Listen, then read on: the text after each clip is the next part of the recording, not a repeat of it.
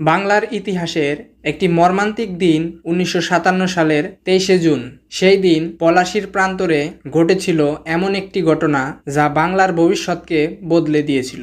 নবাব সিরাজউদ্দৌলা একজন সাহসী ও তরুণ নেতা। পলাশীর যুদ্ধে ইংরেজ ইস্ট ইন্ডিয়া কোম্পানির বিরুদ্ধে লড়াই করেছিলেন, কিন্তু দুর্ভাগ্যবশত এই যুদ্ধে পরাজিত হন তিনি এবং বাংলায় শুরু হয়েছিল ইংরেজ শাসনের কালো অধ্যায়।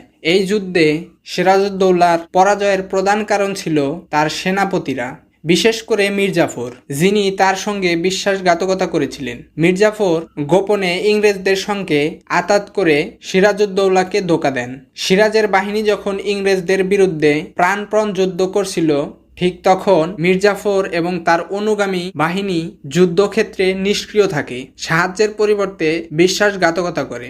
সিরাজউদ্দৌলার পরাজয় শুধু একটি যুদ্ধের হার ছিল না, বরং তা ছিল বাংলার স্বাধীনতা